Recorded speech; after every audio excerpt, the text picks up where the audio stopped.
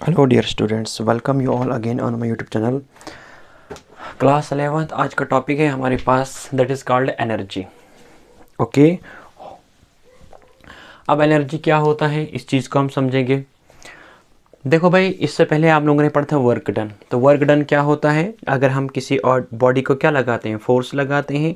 Force लगाने के बाद अगर बॉडी क्या हो जाएगी, डिस्प्लेस हो जाएगी, तो हमने क्या किया, हमने एक वर्क डन किया। और आपने पढ़ा था कि वर्क डन का फॉर्मूला जो होता है वो होता है W is equal to F.S।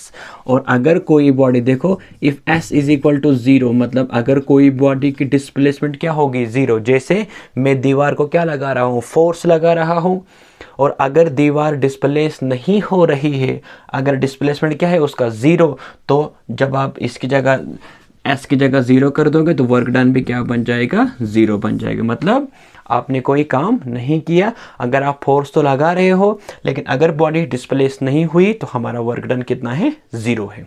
Okay, hope ये चीज़ आप लोगों को समझ में आ चुकी है। तो चलिए, आज का टॉपिक है हमारे पास क्या, दैट इज कॉल्ड एनर्जी। देखो भाई, किसी भी बॉडी की अगर हमें एनर्जी को डिफाइन करना होता है, जैसे आप लोग मेरी एनर्जी को डिफाइन करोगे, तो आप लोग क्या करोगे?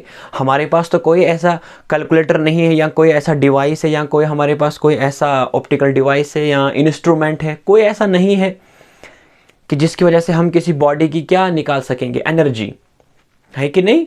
तो एनर्जी मतलब किसी भी बॉडी की अगर हमें एनर्जी को डिफाइन करना होता है तो हमें उसके काम को देखना है। क्या देखना है? उसके वर्क डन को देखना है। क्या लिख रहा हूं मैं यहां पर? मैंने लिखा energy of a body is defined. किसी भी बॉडी की एनर्जी को डिफाइन करने के लिए क्या करते हैं, define as the capacity of a body to do work, कि उस बॉडी में कितनी कैपेसिटी है क्या करने की, वर्क डन करने की, काम करने की कितनी कैपेसिटी है, तो वही क्या डिफाइन करेगा, उसकी एनर्जी। जैसे मैं अपनी एग्जांपल लेता हूं, मैं क्या करता हूं, मैं आप लोगों को पढ़ा रहा हूं, तो आप लोग मैं आप लोगों को पढ़ा रहा हूं, और अगर मैं पूरे दिन आप लोगों को पढ़ाऊंगा तो आप लोगों के माइंड में आएगा कि सर में एनर्जी क्या है, ज्यादा है। क्यों? क्योंकि मैं पढ़ाने का काम दिन भर कर रहा हूं। मतलब आप लोग मेरी एनर्जी का अंदाजा लगा सकते हो मेरे काम के साथ, है ना? किसी भी बॉडी की एनर्जी को अगर हमें डिफाइन करना होता है तो हमें उसके वर्क डन को देखना है। बात आई समझ? तो इसीलिए इस बात को नोट रखिएगा। अगर हम चाहते हैं कि हम इस बॉडी की एनर्जी को क्या करना चाहते हैं, डिफाइन, मेरे पास कोई बॉडी है और अगर हमें इसके एनर्जी को देखना होगा तो हमें इस बॉडी के किसको देखना है, काम को देखना है, कि ये बॉडी अगर वर्क डन क्या करेगी, ये बॉडी अगर वर्क डन करेगी ज्यादा तो इसके पास एनर्जी भी क्या होगी, ज्यादा होगी। अगर यही बॉडी वर्क डन क्या करेगी, कम, मतलब कम काम करेगी, तो उसके पास एनर्जी भी क्या होती है, कम होती है। तो इन शॉर्ट आपको यही बात समझ में आ चुकी होगी कि किसी भी बॉडी की अगर हमें एनर्जी को डिफाइन करना होता है तो हमें उसके काम को देखना है। जो बॉडी ज्यादा काम करेगी उसके पास एनर्जी भी क्या होती है, ज्यादा होती है, और जो बॉडी कम काम करेगी उसके पास एनर्जी भी क्या होती है, कम होती है। तो चलिए आगे हम बढ़ते हैं। तो क्या लिखा मैंने यहां पर, energy of a body is defined as the capacity of a body to do work. किसी बॉडी में कितनी कैपेसिटी होती है काम करने की, वही उस बॉडी की एनर्जी को डिफाइन करता है। याद रखना इस चीज को। एनर्जी कई प्रकार की होती है, एनर्जी कई किस्म की होती है, जिसमें आती है हमारे पास काइनेटिक एनर्जी, जो आप लोगों को पढ़ना है, जिसमें आता है आप लोगों के पास पोटेंशियल एनर्जी, मैकेनिकल एनर्जी। बात आई समझ? तो एनर्जी कई किस्म की होती है। सबसे पहले हम डिफाइन करते हैं क्या, what is kinetic energy.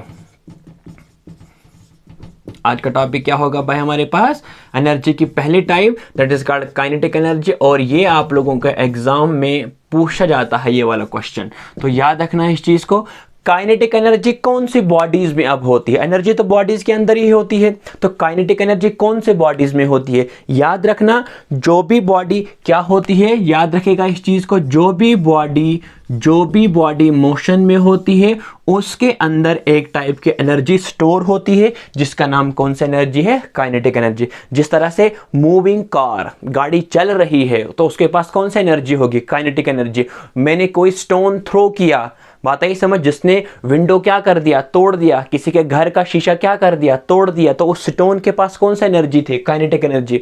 Moving water, बात आई समझ। तो जो भी बॉडीज मोशन में होती है उनके पास कौन सा एनर्जी होती है, काइनेटिक एनर्जी होती है। इस बात को नोट रखेगा, इसीलिए इस बात को नोट रखेगा क्या, व्हाट इज काइनेटिक एनर्जी, एक ऐसी एनर्जी जो उन बॉडीज के अंदर होती है जो बॉडीज क्या होती है, मोशन में होता है। इसी तरह से जिस तरह से मूविंग वाटर है, हाँ मूविंग एयर है ना कि नहीं, मूविंग ऑब्जेक्ट है, मूविंग कार है, मतलब जो भी ऑब्जेक्ट्स क्या होते हैं, मोशन में होते हैं, उनके पास कौन सा एनर्जी होती है, काइनेटिक एनर्जी होती है। इस बात को नोट रखेगा। अब जो बॉडीज रेस्ट में है, क्या उनके पास काइनेटिक एनर्जी है, आंसर है नो। जो बॉडी रेस्ट में उनके पास कोई काइनेटिक एनर्जी नहीं होती, उनके पास काइनेटिक एनर्जी क्या होती है, जीरो होती है। तो इस बात को भी नोट रखेगा आप, जो जिस तरह से ये बोर्ड है, ये क्या है, ये रेस्ट में है, तो क्या इसके पास एनर्जी होगी, कुछ ना कुछ तो एनर्जी है इसके पास, लेकिन जो एनर्जी होगी वो हम आगे पढ़ेंगे। लेकिन इस टाइम आप पढ़ रहे हो काइनेटिक एनर्जी, तो ऐसी एनर्जी जो सिर्फ उन बॉडीज के अंदर होती है जो बॉडीज क्या होते हैं, मोशन में होते हैं। तो चलिए अब हम इसका निकालते हैं डेरिवेशन। आप लोगों के एग्जाम में क्वेश्चन पूछते हैं define kinetic energy and derive it's derivation. तो चलिए हम डेरिवेशन करते हैं अब इस चीज़ का, ये काफ़ी इंपॉर्टेंट क्वेश्चन है आप लोगों के पास। तो डेरिवेशन के लिए हम क्या करते हैं, ध्यान रखना थोड़ा इधर। हमने क्या किया, यहाँ पर मैंने एक ऑब्जेक्ट लिया, जिस तरह से मैंने एक ऑब्जेक्ट लिया जिसका मास रखा मैंने कितना, मिसाल के तौर पर इस ऑब्जेक्ट का मास कितना है m, और ये बॉडी बेसिकली क्या है, रेस्ट में। अगर ये बेसिकली रेस्ट में है तो बताओ इसकी इनिशियल वेलोसिटी कितनी होगी। आप कहेगा सर इसकी इनिशियल वेलोसिटी कितनी है, 0 है। ओके हाँ, अब अगर मैं इसी बॉडी को क्या लगाऊंगा, फोर्स लगाऊंगा। मैंने इस बॉडी को फोर्स लगाई, फोर्स लगाने के बाद यही बॉडी कहां पर पहुंच गई, ये बॉडी यहां पर पहुंच गई। मास तो रहेगा वही, लेकिन मुझे बताओ क्या चेंज हो जाएगा। यहां पर इसकी वेलोसिटी कितनी है, 0। तो अगर मैं इसको फोर्स लगाऊंगा तो इसकी वेलोसिटी बढ़ेगी, है कि नहीं। तो मतलब इसकी वेलोसिटी क्या हो जाएगी, चेंज। मैंने कहा इसकी फाइनल वेलोसिटी बन गई v, और ये यहां से लेकर, शाबाश, यहां से लेकर यहां तक डिस्प्लेस कितना हो गया, मैंने कहा s। इस बात को नोट रखिएगा। डिस्प्लेस कितना हुआ अपनी जगह से, शाबाश बोलो, s डिस्प्लेस हुआ है। थोड़ा सा माइंड अपनी जगह पे रखना। हमने बॉडी को क्या लगाई, फोर्स। फोर्स लगाने के बाद बताओ क्या हो गया, डिस्प्लेस। क्या हमने काम किया इस पर, यस, क्योंकि हमने फोर्स भी लगाई और बॉडी क्या होगी, डिस्प्लेस भी हो गया। तो शाबाश, पहला आपने काम किया क्या, कि हमने इस पर क्या किया, वर्क डन किया। सॉरी, हमने इस पर क्या किया, वर्क डन किया। क्यों, क्योंकि हमने इस बॉडी पर फोर्स भी लगाई और बॉडी क्या होगी, डिस्प्लेस भी होगी। साथ में मुझे आप बताओगे बॉडी की वेलोसिटी क्या हो चुकी है, चेंज। यहां पर इसकी वेलोसिटी है 0, यहां पर वेलोसिटी कितनी रखी है मैंने, v। तो एक बॉडी की वेलोसिटी क्या हो चुकी है, चेंज। तो बताओ क्या यह एक्सेलरेट हुआ, आप कहोगे यस एक्सेलरेट हुआ है। तो इसमें एक्सेलरेशन भी है। क्यों, क्योंकि बॉडी की वेलोसिटी क्या हो चुकी है, चेंज हो चुकी है। तो ये 2 पॉइंट्स आप याद रखिएगा। हमने एक बॉडी लिया, हमने इस पर क्या लगाई, फोर्स लगाई, और जो ही मैंने इस बॉडी पर फोर्स लगाई तो बॉडी में हमने काम भी किया इस बॉडी पर, और हमने इसको एक्सेलरेट भी किया, और साथ साथ में ये मोशन कर रहा है कि नहीं। तो अगर ये मोशन कर रहा है तो इसके पास कौन सी एनर्जी होगी, काइनेटिक एनर्जी होगी। ओके, तो चलो अब आगे मैं क्या यहां पर लिखूंगा, बाय यूजिंग, ध्यान रखिएगा सारे बच्चे, शाबाश, by using third equation of motion. कौन से क्वेश्चन का यूज करूंगा मैं, third equation of motion. Third equation of motion क्यों यूज करूंगा मैं, देखो यहां पर क्या है third equation of motion, v square minus u square is equal to 2as, है कि नहीं। तो विच एम्प्लाइज, मुझे बताओ v क्या है, v फाइनल वेलोसिटी, बताओ u क्या है, इनिशियल वेलोसिटी, बताओ a क्या है, एक्सेलरेशन, बताओ s क्या है, डिस्प्लेसमेंट। तो ये इक्वेशन मैंने इसलिए यूज की क्योंकि बॉडी में वेलोसिटी भी क्या हो चुकी है, चेंज हो चुकी है, बॉडी एक्सेलरेट भी हुई, बॉडी में डिस्प्लेसमेंट भी हुआ है। अब आप जानते हैं कि हमने तो बॉडी को रखा है किस में, रेस्ट में। तो अगर बॉडी रेस्ट में तो इसकी इनिशियल वेलोसिटी कितनी होगी, 0 होगी। तो जब आप यहाँ 0 पुट करोगे तो ये बनेगा v स्क्वायर माइनस 0 का square is equal to 2as, which implies ये बनेगा v square is equal to 2as, which implies अगर मैं यहाँ से a निकालूं तो a क्या निकलेगा, ये निकलेगा v स्क्वायर अपॉन 2s। ये बात नोट रखना, हमारे पास निकल गया क्या, इस बॉडी का एक्सेलरेशन निकला। इसी तरह से शाबाश, अगर मैं आपको बताऊं थोड़ा सा और, देखो यहां पर आल्सो वर्क डन भी तो हमने किया इस पर। वर्क डन बताओ कितना है, work done is equal to f dot s, है ना। तो विच एम्प्लाइज क्या मैं लिख सकता हूँ इसकी जगह W इज इक्वल, बताओ F क्या है, फोर्स। आपने पढ़ा है न्यूटन सेकंड लॉ, आपने पढ़ा है फोर्स की जगह मैं लिख सकता हूँ MA, बिकॉज क्यों लिखूंगा मैं, एज पर Newton second. Newton second law क्या कहता है, F is equal to M। पढ़ा है ना पीछे न्यूटन सेकंड ला, यस पढ़ा है। अब बताओ ये क्या है, S डिस्प्लेसमेंट। लेकिन चलो हम डिस्प्लेसमेंट यहाँ से निकालेंगे, सॉरी मैंने यहाँ से A निकाल, तो हम क्यों ना निकालेंगे यहाँ से क्या, यहाँ से हम S को ही निकालेंगे, शाबाश। तो ये क्या बनेगा, S is equal to 2A, नहीं ये बनेगा S is equal to V square upon 2A। फिर से मल्टीप्लाई करेंगे हम, क्रॉस मल्टीप्लाई बनेगा V square is equal to 2S। तो जब हम यहाँ पर S की वैल्यू पुट करेंगे, मैं थोड़ा फास्ट चलता हूँ क्योंकि वीडियो काफ़ी लेंथी बन जाती है, तो जिन बच्चों को समझ में नहीं आता है वो वीडियो को रिपीट करेगा, समझ में आ जाएगा, काफ़ी ईजी क्वेश्चन है। तो S इज इक्वल, बताओ इस S की जगह क्या पुट करूँगा मैं, ये बनेगा फिर क्या, V स्क्वायर अपॉन 2A। दिमाग रखना जगह पे, शाबाश।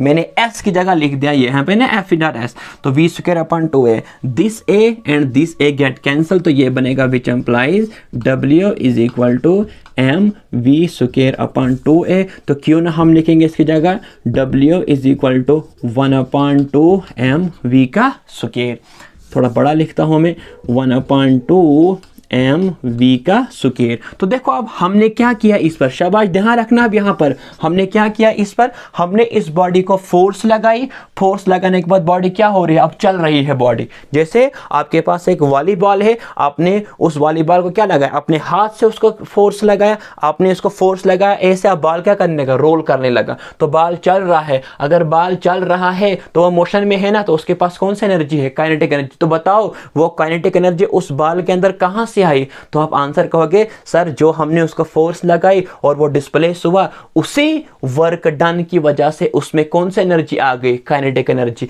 तो हम क्यों नहीं लिखेंगे कि ये वर्क डन की वजह से, मतलब इसी वर्क डन की वजह से जो हमने इस पर लगाई ना, समझना बात को, जो मैंने इस बॉडी पर क्या लगाई, बोलो शाबाश, फोर्स।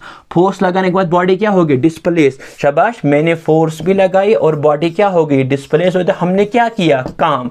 अगर हम वर्क डन नहीं करते इस ऑब्जेक्ट्स पर, तो बताओ क्या ये मोशन में जाता, आंसर है नो। मतलब हमारे काम की वजह से ही उसमें कौन सा एनर्जी स्टोर होगी, काइनेटिक एनर्जी। इसीलिए हम इस वर्क डन को क्या करेंगे, हम इस वर्क डन की जगह लिख सकते हैं क्या, हम इस वर्क W की जगह लिख सकता हूं मैं क्या, kinetic energy is equal to 1 upon 2 mv का स्क्वायर। मतलब in place of W we can write kinetic energy. क्यों, क्योंकि हमारे वर्क डन की वजह से ही उसमें कौन सा एनर्जी आ गई है, काइनेटिक एनर्जी आ गई है।